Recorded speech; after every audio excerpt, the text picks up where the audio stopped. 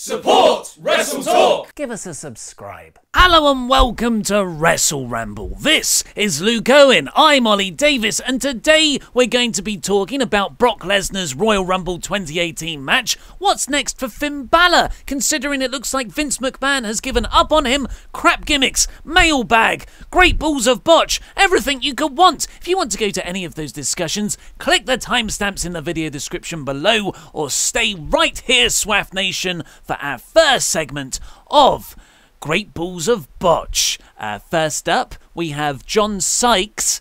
Thank you, John Sykes. You were the person who had the Swaff sign in the crowd at SmackDown last week. Last week, yeah, the hashtag Swaff Nation that confused a lot of people on Twitter. Yeah, because you said people were going, that's not how you spell soft. Yeah. And it's not even how you spell the incorrect version of soft. Exactly. Oh, they spell it out for you. Exactly. Hilarious. But I love it. I've just on the Great Balls of Botch, what I really like about Great Balls of Botch at the moment is when people let us know when things go wrong, they often put in their own version of it. So someone yesterday, when they pointed out that our second title card was incorrect, which was a mistake on my part, someone called it Botchaween Havoc. Which That's good. I really enjoyed that one. I'm still waiting for Botch Wild. But my wife came up with her own suggestion for a title for this. But it's a title that I feel would only really appeal to you and I, and maybe a small portion of the Swaff Nation. That's what we're all about. That's what I thought. Obscure, specific jokes that isolate a lot of other people. That's what I thought. And I particularly liked it, but it was the Great British Botch Off. Yeah, that works. Yeah. I mean, it's missing the wrestling element. Well, obviously there is me. that, yeah. But, you know, my wife doesn't know wrestling. Yeah. But she does know baking. It feels like one of those Twitter games where they say, hey, just replace every third word in a movie with the word phallus, and let's have fun with that. Yeah. Replace... It doesn't even have to be wrestling themed.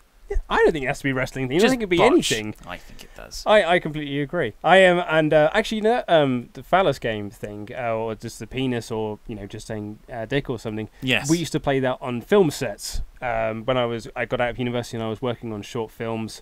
That was just a way that you used to pass times with actors. Just play with your dicks. Yeah, pretty much. Yeah. Yeah, because they just get bored very easily. So yeah, John Sykes, who was the Swaff Nation holder on SmackDown, did you see him in his full garb? No. Full unicorn New Day onesie. Lovely stuff. Yes, him and the person he went with both went dressed as that. They're adults. Terrific. Yeah, brilliant stuff. Absolutely terrific. Averix002 writes, actually, fellas, Andre the Giant was a face most of his career. It wasn't until his later days when they made him a heel. I just want to say that's what I see. Which, yes, so I incorrectly said I thought he was a heel for most of his run because I think of Andre, I think $1 Million Man, but apparently it was more WrestleMania 3 to 6. That's Andre's heel period. Don't know why I clapped. Everything else, he was a baby face.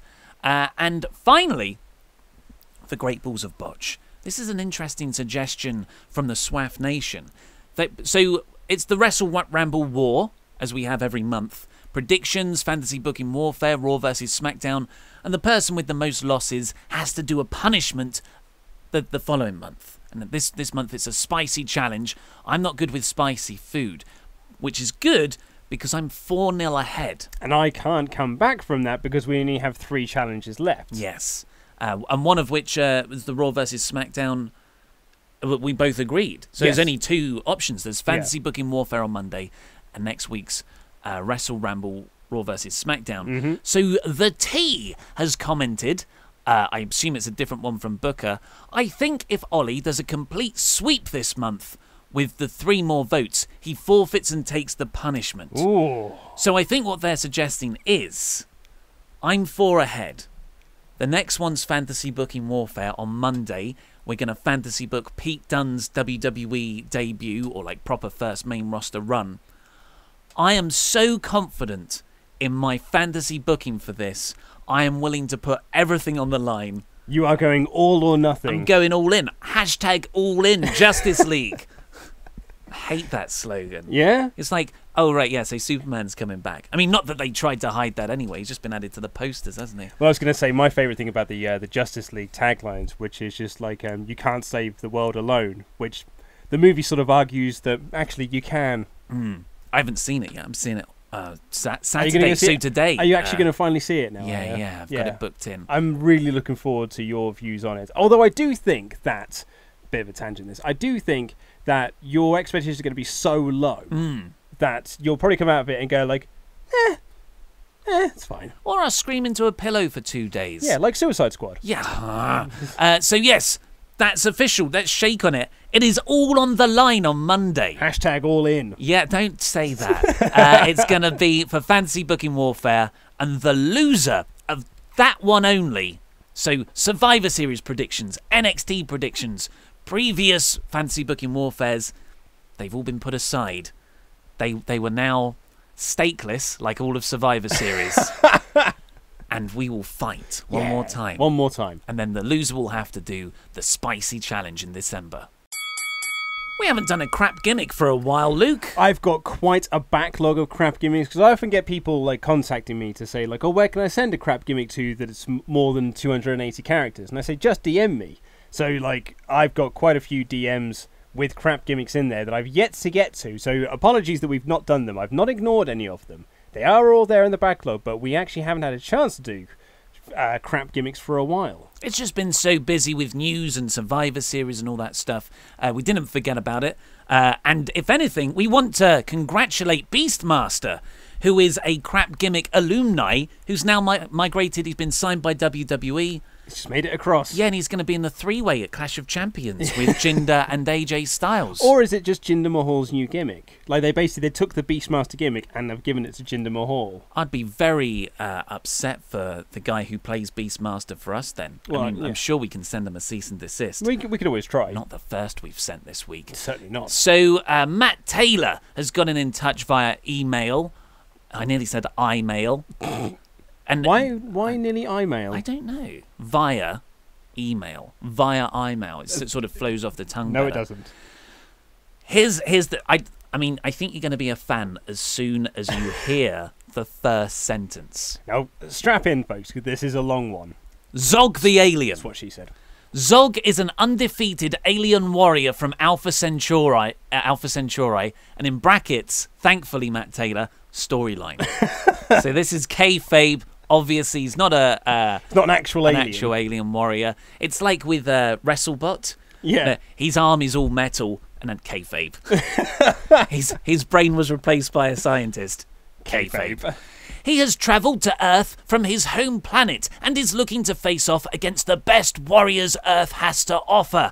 Naturally, he arrives at the crap roster wrestling promotion. Zog has green skin and wears an alien-looking wrestling mask to convey his otherworldly features.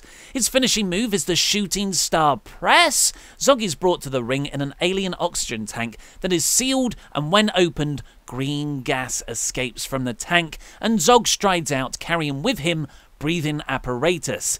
During matches, Zog's only visible weakness is that from time to time he needs to go to a corner of the ring and take a couple of breaths from his home planet's atmosphere. He does this by using said breathing apparatus. The tank containing Zog is escorted to ringside by a valet who is also an alien. Storyline, kayfabe. This time, the alien can have blue skin and acts as an interpreter for Zog. During interviews, Zog speaks gibberish, and then alien valet translates this into English and vice versa. Okay, so we're now halfway through this pitch. What's your thoughts so far? I particularly like the whole coming down in like a tube, like in a tank thing, and then the green smoke escaping from it as he exits. I love that. Yeah, I'm on board so far. So it's like it's a tank, but on wheels. Yes. But like it looks futuristic. It's not like crappy wheels. It look all pretty. My only wanky. I think my only change I would make to it is rather than he is like this undefeated alien warrior, is that he is an alien that has crashed down on Earth, and scientists have discovered him. And then it's the scientists that are wheeling him out because they want to see how strong he is in the fighting world. I think that's got more storyline potential. I'm worried how much it clashes with a similar narrative we've got going on with WrestleBot, though. Maybe. You know, because eventually the long term would be for the alien to overcome its scientist imprisoners and sort of go back to its home planet, Lucha Underground style. I would what I'd add to this is the tank would open from the top in my mind. and then they'd have to awkwardly get out of it. Yeah. Because I'm thinking Kalisto, when he hops into the ring and when he got stuck this week on the top rope, Yep. I want it to be quite laboursome when he tries to get out of the top of the tank. Or you put in there like a little platform that shoots up, so it kind of propels him upwards. Oh, that sounds dangerous. Well, that's brilliant, because you think, oh, it will look really spectacular when he flies down, does a big Kalisto dive in. Yeah. But it's very rarely going to actually work. Yeah, and he just has to sort of put one leg over. Yeah. The valet helps him. Exactly, because like 9 times out of 10, that will never work. The idea of the gas as well in the tank, I want it to... You can't really see it. It's just full of this green gas, Spider-Man style, from the first Spider-Man movie with the Green Goblin. And the commentators are like, what is that in there? It's obviously Zog the alien, because no one else comes down to the ring like that. Well... But the commentators are playing it up like, what? I can't see who's in there. And then occasionally you'll get like a flash of an arm through nearer the things. Is that? Yes, it's Zog. It's Zog the alien. Well, see, I'm thinking when he's in like a real big blood feud, you could do like what they used to do with The Undertaker, where a casket would come down and it's like, well, that's clearly The Undertaker. And then it opens up, oh no, it's Shawn Michaels. He's playing mind games. Oh, yeah, that would be good. Someone else that's using his tank. I mean, for the eventual crap gimmick roster's Royal Rumble, this is going to be a laboursome walk down to the ring as well. Should we continue? So, Matthew, is it Matthew? Yes, Matt has booked some storylines for Zog. The storylines for Zog could be as follows. It's mating season on Alpha Centauri, and Zog needs to lay his alien eggs as per tradition on his home world. After laying the eggs in what Zog believes is a safe location, a fellow wrestler steals the eggs. This leads to an epic feud and maybe a ladder match to retrieve said eggs. Eggs on a pole match? Yes. Zog mistreats his valet, which is the norm on Alpha Centauri, but not here on Earth. The mistreatment gets under the skin of a fellow wrestler, and the fans lead into a match with said wrestler. An old foe from Proxima Centauri, yeah, that's a different place now. Yeah. Because it's Alpha Centauri, so whatever. Arrives on Earth. Oh, because it's a different planet they've come from. Arrives on Earth to challenge Zog. Finally, Zog, despite looking like a human male, is revealed to be a female of his or her species. The commissioner of the crap roster must then wrestle with the decision of whether to place Zog in the women's division or stay in the men's due to his physical similarities to a man. Well, that's progressive and forward-thinking. Isn't it just? And those sorts of storylines tend to go down well in wrestling. Anything forward-thinking and not reverting to stereotypes is usually sensitively treated. People love that. I'm signing off on that one. Yeah, I really like it. I'm a big fan of Zog. Yeah. There's a lot... So you don't seem to know whether he's a babyface or a heel, though. It would scream that he's a heel, particularly in the storyline where he's mistreating his valet. But the one where someone else steals his eggs. Very much a babyface That's thing. not cool. But yes, I'm pretty confident Zog's signed. Clash of Champions in just over a few weeks' time will be the last WWE pay-per-view of 2017. 16 pay-per-views this year. It's been a lot. Yeah. Yeah, when they start doing 2 a month, it started to feel it was a bit much. But now it's like when there's not 2 a month, I'm like, where's the pay-per-views? I think it's nice to have that little break. It is difficult from a storytelling structure, because you want to... I'm conditioned as a wrestling fan watching weekly WWE TV. You take 4 weeks to build a feud, and then you have like the big payoff match at the pay-per-view, and then it's the next chapter. And you spend about 3 chapters of a feud, big pay-per-view, and then you carry on. You go on to more things. Doesn't seem to be the way recently. It seems like you just get stuck facing the same person forever. Yeah. But next year, it's going to be less, but also kind of more. I will explain. Yeah, please do explain. So it's 14... This is PW Insider's report for the pay-per-view plans, the pay-per-view schedule for 2018. WWE's, of course. And there are 14 pay-per-views, so 2 less. However, one of those shows is going to be 5 of those shows, sorry, so 1 more than the usual big 4 is going to be a dual-branded event. Money in the Bank is now going to be dual-branded, which kind of means that there's half one of, you know what I mean? Like, you're taking one show away, but technically you're adding another brand to that one show. Yes. So the brands are getting probably around the equal amount. Yeah, God, I'm tying myself up here. You are tying yourself up. I think you're overthinking it as well. 33.3% more.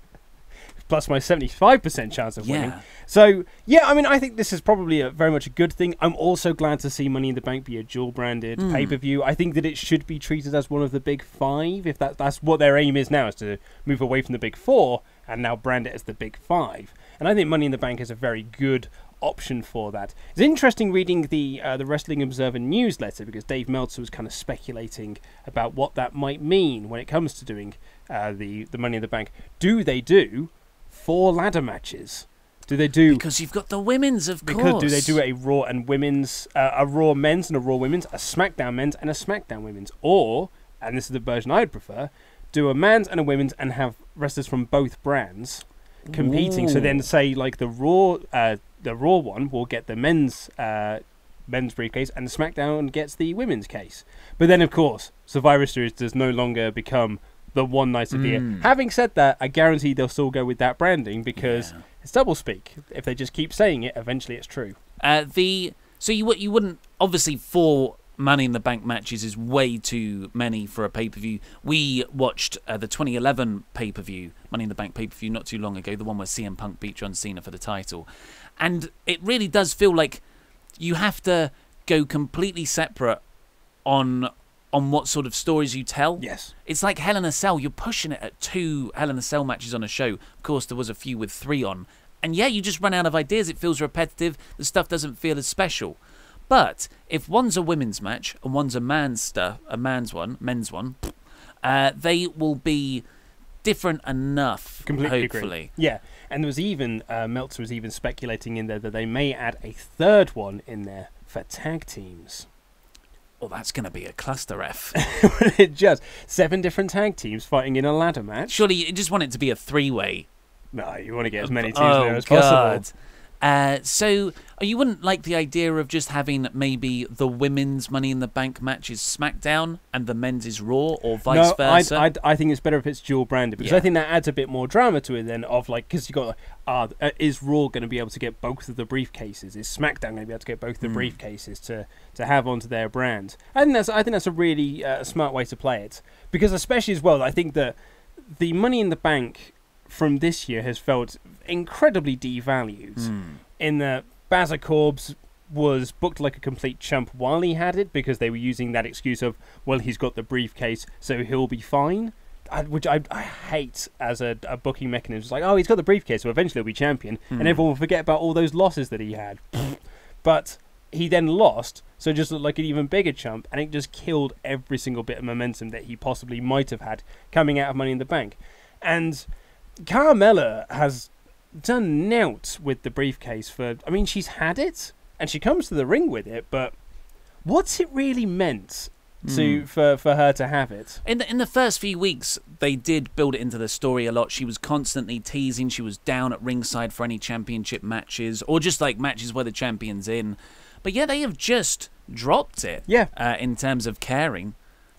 As someone pointed out as well, where was she on SmackDown Live after Ruby Riott and her crew had laid out Charlotte? Like, surely that was a perfect opportunity for her to cash in, but alas. Yeah, I mean, I think it's Money in the Bank is the show to change into a big 5. I'm happy. Yeah. It's like the only other one I would be comfortable that has that name recognition. I guess Elimination Chamber.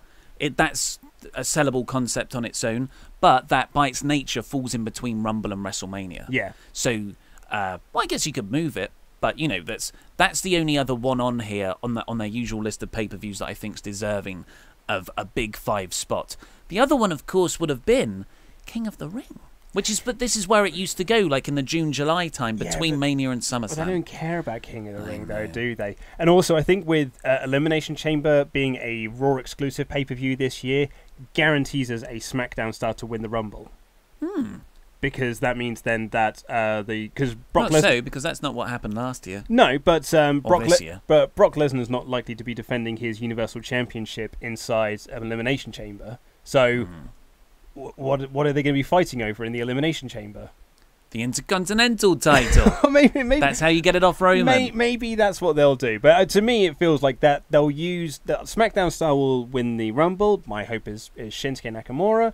And then that's Roman will win the Elimination Chamber to get his WrestleMania main event. His 4th WrestleMania main event. Yeah. Where he will finally, this time, dethrone Brock Lesnar. It's going okay so far. Yeah, I mean, I'm not down on it. Of course, the big loser here, tragically, is there's no Great Balls of Fire on this pay-per-view list. No, it's not. Gone after 1 year. It was said to be an annual thing. It no longer is. It's a shame because when it was first announced, it was so stupid, and it is still stupid. But after a while, it starts to become stupid. I feel like as wrestling fans, we all owned this ridiculous name, and I was kind of looking forward to having that stupid logo there next year. Maybe they would take our notes and making the set design 2 huge balls knocking against each other for the entrance ramp. Do you know what I find really interesting looking at this list here? So you got Raw and exclusive pay-per-views and SmackDown exclusive pay-per-views and joint pay-per-views. In May, that's one of the few months where we actually do have 2 pay-per-views. May and September are the ones where we have 2, like a Raw pay-per-view and a SmackDown pay-per-view. And SmackDown have got an end of May pay-per-view, which is Payback. Their next exclusive pay-per-view isn't until September. Yeah. Yeah, So but that's June, July, and August where you're going to have no SmackDown exclusive pay-per-view. They'll just have to climax in Money in the Bank and SummerSlam. Yeah, I just think it's very interesting. To think about. Put on a few super shows. Well, that's what I envisioned they're gonna do instead. Is just do like TNA did when they stopped doing monthly pay-per-views. They were building to big shows, big Impact episodes, and then would continue on there until they got to an actual pay-per-view. I think that's definitely the way to go when you find yourself with a 6 to 8 week gap between pay-per-views as a brand. You build it all into one huge one. Just stick it up there. And my only other point on this is, as someone who likes structure, I've always felt a bit weird that you have WrestleMania, then like a 4-month gap, SummerSlam, 2-month, Survivor Series, 2-month, Royal Rumble, 2-month, WrestleMania, and then another long gap. There's always been that Mania SummerSlam gap. And it is sort of where everyone feels a bit directionless, more this year when it was awful. So I'm happy that they filled that gap where King of the Ring used to be, and everything can crescendo at a big show there. That's right, yeah, because you've got April, and then come June, you've got Money in the Bank. Exactly. And then come August. Yeah, so it's almost every 2 months you've got a big show now. I think that's healthy. Yeah. But Royal Rumble, going back to Royal Rumble, the first pay-per-view of 2018 on January 28th in Philadelphia. I'd argue it's my favourite pay-per-view of the year. Just already spent. No, it's in right in. Yeah, it is. It's the pay-per-view I always look forward to the most. It's the one I always enjoy watching live. Oh, it's such a great gimmick, isn't it, Royal Rumble? So what will the non-Royal Rumble main event be? Because there was a report earlier this week from Dave Meltzer on the Wrestling Observer Radio that Finn Balor, who's been touted as going to get his Universal title rematch forever, Paul Heyman's brought it up on promos. They seem to be going that way, but they went with Samoa Joe earlier this year. I think it was Joe, Braun Strowman, Seth Rollins, and Finn Balor. Those were the 4 that Brock Lesnar was going to beat this year, and then Brock Lesnar would get beaten by Roman Reigns at WrestleMania. Those were Brock's feuds leading up to April. And Dave Meltzer said earlier this week that is no longer the case. Vince McMahon doesn't see Balor as over enough anymore, so he wouldn't be in that. He was not going to get the Brock Lesnar Royal Rumble match. Absolutely ridiculous. How so? Walk me through it. Well, I mean, yeah, you're absolutely right that they have been building this pretty much all year, even up to as last week when Heyman was doing his promo hyping up AJ Styles versus Brock Lesnar. He said, in so many words, AJ Styles is the greatest in-ring performer of this generation. But some would argue that might even be Finn Balor.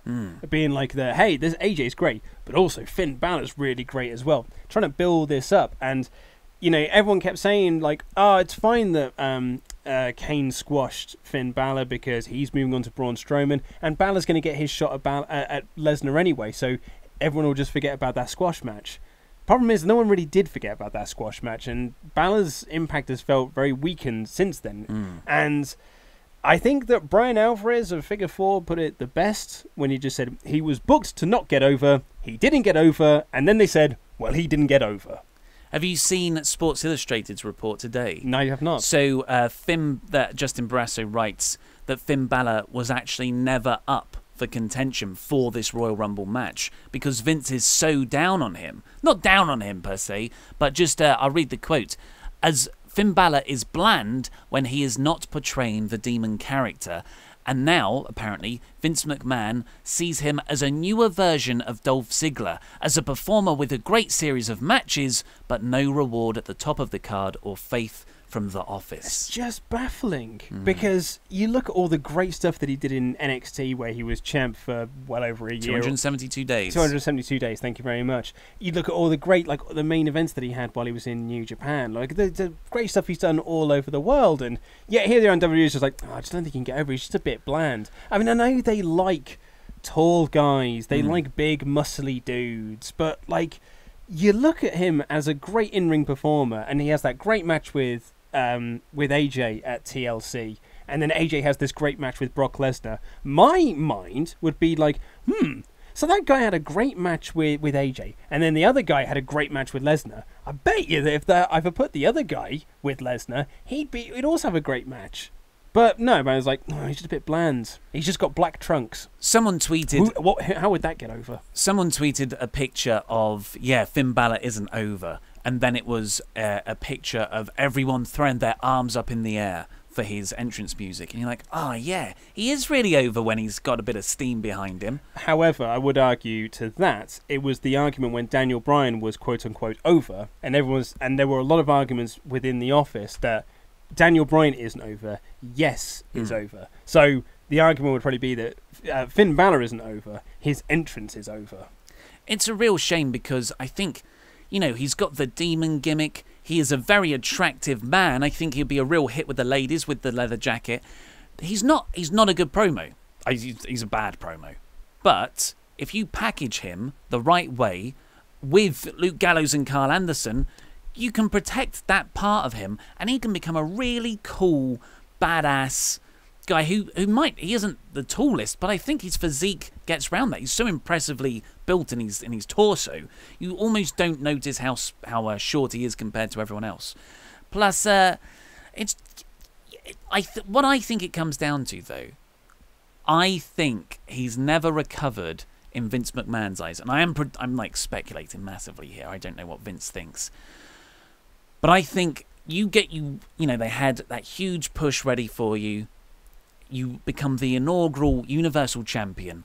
They obviously saw something in him, and he gets injured on his coronation night, and he's out all the way through till the night after the WrestleMania. You hear about how Vince McMahon immediately sours on people when they get injured, like Sasha Banks. She's never been given a proper run because, reportedly, Vince sees her as flimsy, like she might get injured again. Maybe that's what happened with Finn. It's just such a shame as well because that injury had absolutely nothing to do with him. Yeah, it was Barricade and Seth. Yeah, exactly, yeah. Bret Hart was furious. Seth, who also ended the career of Sting. Yet, he still pushed as a top guy.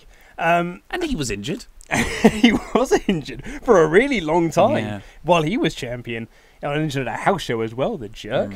I just feel really bad for Finn because he's never been given a chance since coming back from that injury. He was put into a feud with Elias Sampson that went absolutely nowhere. Then was put into that feud with Bray Wyatt that was just like it started bad, got worse, had one good match, then just got progressively worse and worse and worse. Nearly ended up with Oogie Boogie versus Pumpkin King, which then didn't happen. Thank God that eventually just all got dropped. And now you just look like, oh yeah, but can't get over, can he? Well, no, because you put him in really bad stuff all year long. Of course, people aren't going to be into him as they were last year when they were really into him. I just think it's a ridiculous mentality, but that is the WWE mentality. Yeah. So it seems he's destined, for the long term at least, to just be a utility mid-card guy like Ziggler is. Exactly. He'll just be the next Dolph Ziggler. But what about Brock Lesnar for Royal Rumble? Who would you put it? Because it's weird that you're not going with Finn because you don't sell the Rumble on any singles matches. The Rumble sells itself because of the 30-man over-the-top elimination. So that's sort of where you smuggle in someone who isn't really considered a top guy, but they fight for the championship and they get a bit of a rub afterwards. I've always thought Cesaro versus Brock Lesnar. Yeah. The Royal Rumble would be the perfect placing for that. I think I'm borrowing that from the Solar Monster. I think that was always his idea, but now in my mind it's my idea because it's been there so long. But so if anyone calls me out for that. But the Cesaro versus Brock would be a good example. But why not you put Finn in that position? If it is just not a throwaway match, but you don't have to make a star attraction thing out of it. I was actually going to make that exact same point because they always used to use the Royal Rumble for that position. Let's not forget that Brock Lesnar once defended his WWE Championship against Hardcore Holly at the Royal Rumble. Hardcore Holly, for God's sake. Because they were just like, well, it's the Rumble's the main attraction. You're absolutely right. So I think it's almost the perfect place to put him, especially when... And you look at the Raw roster, there aren't many other people that you can put into that role because you're not going to pick Reigns. Seth and Dean are tied up with Shield stuff. Yeah. So you could, in theory, give it to Seth maybe and then just put Dean in the Rumble. But if you are going to have a tag team match between Shield and The Bar, when they finally get their rematch, you'd think that might happen at the Rumble. So that removes those two out of there. Samoa Joe's already been done. Braun Strowman's already been done. And it wasn't very good. And you don't want to hurt Braun now that he's a babyface, especially because he has to kick out of one F5. So who is left? I mean, obviously there's R-Truth. Well, obviously there's R-Truth. But apart from R-Truth, it is tough. They just don't have a lot of depth at the top of the card like that. No. There's Bray Wyatt, I suppose. Yeah, I guess that... God, but that's a bit bleak as well. That's a set like Finn Balor and Bray Wyatt are kind of tainted with the same brush. I would love to see an AJ Styles Brock rematch. I just have no idea how you get there because you've done the champion versus champion on Survivor Series. Maybe you could just do it like a sort of special attraction rematch. I mean, you say that, but Survivor Series is the one night of the year when Raw and SmackDown stars go head-to-head in direct competition. One night a year of last year? This is 2018! Sorry. Or maybe you get Jinder. Maybe Jinder gets the match, and you put John Cena as the special guest referee there. Just do what the match you were going to do. Yeah, maybe you do that. There was an idea that I think, maybe... Oh, no, it's an idea I just had then. When I was thinking about Bray Wyatt, because I was thinking, you could put Bray Wyatt in it. What was the last thing he did? Oh, yeah, he lost to Jason Jordan. Ooh. Jason Jordan. Because then perhaps you can tie this into the Kurt Angle thing of just okay, I didn't put you on the team at Survivor Series, so I'm actually going to give you an even bigger opportunity. I'm going to let you face Braun Strowman at... Brock Lesnar at Royal Rumble. Because Meltzer was saying in the Observer today that coming out of Survivor Series, the two big matches that they had planned were Triple H versus Braun Strowman and Triple H versus Kurt Angle. Because, of course, Triple H is the big star. And he speculated that maybe they'll do Triple H and Angle at Royal Rumble and then do Triple H and Braun at WrestleMania, which would then allow Kurt Angle and Jordan to have their match at WrestleMania. So you could kind of sew all of those seeds together of just Angle, nepotism, putting Jordan into that position. He fails, he snaps, he turns on Kurt and helps Triple H win. Or maybe, so I don't know whether Triple H and Jordan versus Kurt Angle and Shane McMahon for WrestleMania. That's sort of a weird tag match. Kurt Angle versus Brock for Rumble? Oh, I don't think I'd want to put Kurt in that position. I mean, he could barely walk to the ring. You want to put him into the ring? It was pretty rough going, wasn't it? Because do you know what Brock Lesnar matches are, right? Yeah. A lot of suplexes. A lot of suplexes onto a man. Take him on your back. Take him on your back. All on the shoulder. It's fine. Yeah. What do you guys all think? Pop some suggestions down below. Let's try and help WWE out. We have a massive mailbag right here.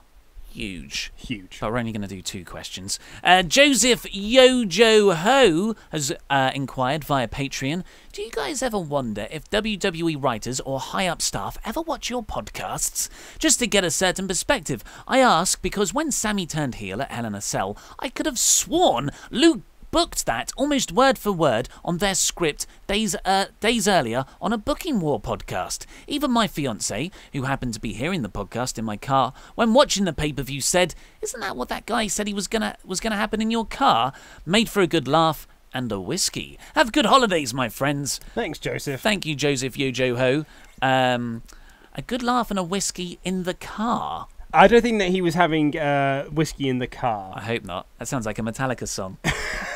Down, down, da, da, da, da, da, da, da, da, da. Whiskey in the car. No, stop. Think before you drive. Drink and drive. Absolutely. No, I don't think that anyone in the office or writers. I'm not even going to take any credit for the Sammy Heelsen thing. I was far from the only person that was came you. up. No, yeah, I know it was me. No, you booked that. Oh, because that's right. You emailed Vince, remember? Yeah, that's what I did. So I said on a podcast. Yeah. Yeah, pretty much. Yeah, that's pretty. I mean, that's how it works. Absolutely. I don't think that I was far from the only person that came up with that. So yeah, I don't think that's the case. I think we talk so much about wrestling, and we like to fantasy book stuff. So we probably pitch 100 ideas a week.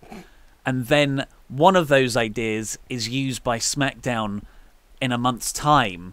It's more of a probability thing that that's going to happen rather than anyone watching us. Yeah. But thanks for your email, Joe. Thank you very much. John McBride of Frankenstein has gone in touch, also via Patreon, to say, I want to know what your favourite match ever was. Just one. However, there is a proviso. I want it to include story and that actual match. A great story with a bad match isn't good, and a bad story with a good match is better, but still not great. The combination of story leading into the match and match itself is what makes wrestling great. My vote is for Stone Cold vs Triple H at No Way Out 2001. The story plus match are amazing. So, whatever is your favourite match, including story, keep up the good work and keep rambling. Yeah, an interesting one actually, voting for Austin versus Triple H at No Way Out 2001, because that was their 3 stages of hell match. It was a cracking, absolutely incredible bout. But it's really interesting to look back at it in hindsight, because Austin was getting ready to face Rock at WrestleMania for the WWF Championship, and yet he loses that match to Triple H. Triple H wins it absolutely fair and square, because there was a plan for Triple H to turn babyface after the Austin thing, and then they were going to feud, so it would then be heel Austin versus Triple H, so that kind of justifies that win there. But then Triple H got injured during the 2-man power trip stuff, and then that all completely fell by the wayside. Also, that match feels a little bit of a sour taste in my mouth as well.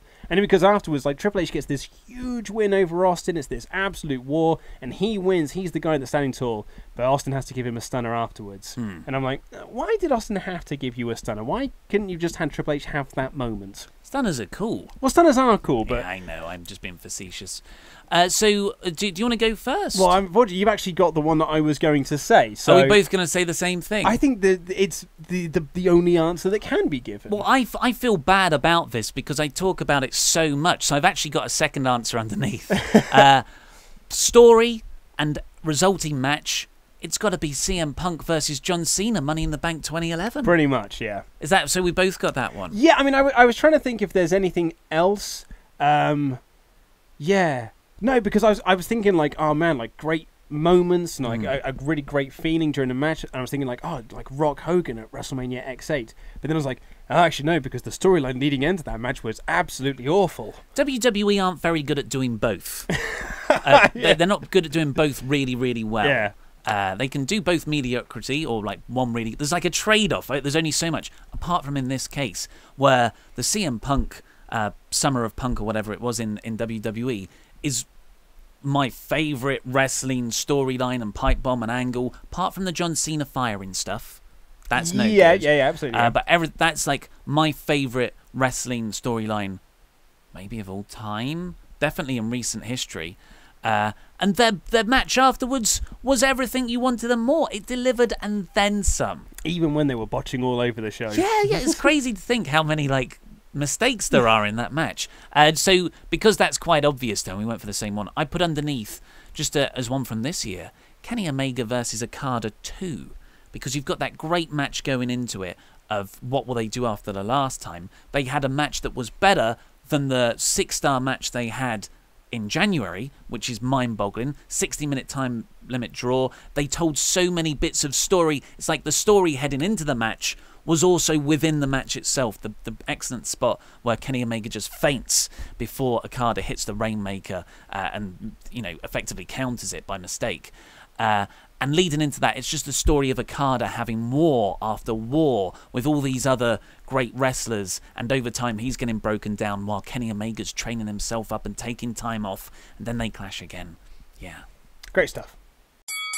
Hey, Luke! What's all this about? Hey, man, I've just got my penknife out to open our latest WrestleCrate delivery. It's an unboxing video. Oh, man, you know how good we are at YouTube? Yeah. I think we're going to do so well with this. Do you think? Okay, that came apart very easily. Because I think we did a pretty great unboxing last time. We're the YouTube King. Okay, you're not allowed to look. Oh, sorry. Sorry, we are the YouTube Kings.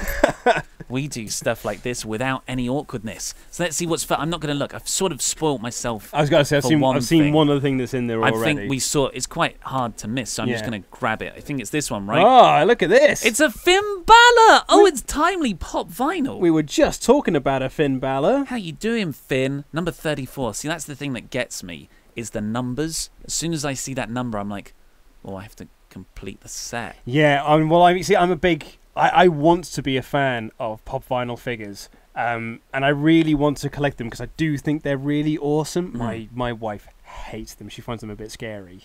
They are like, when you look at them, there's something quite vacant and disturbing about the eyes. Yeah, but I like you. I'm like, oh, if I get one, then I have to start getting loads of them. Like I was looking at the Stranger Things pop vinyl collection, and they've done so many variations of just like the same character but from a different scene. And I'm, as a completionist, because that's what they're preying upon, I'd have to just get all of them. So then I was thinking, like, maybe I'll just get characters that I like. Yeah. But then where do you draw the line with that? Yeah, because I like all the characters in Stranger Things. Let me have a look. I was just talking about like characters in general. I mean, would you take them out the box? Yes. Well, we had them with our Austin one. I forgot about Austin. We've got an Austin one here. Austin's a special edition one. He was from the 2K game. He certainly was. I'm going to add him to our set. Yeah, I like that. It's very cool. Okay. Who else is in this collection? Oh, AJ Styles. And Oldberg. Not Oldberg. You mean Goldberg. No, they didn't actually release one called Oldberg, did they? No, they didn't. Okay, next up we have...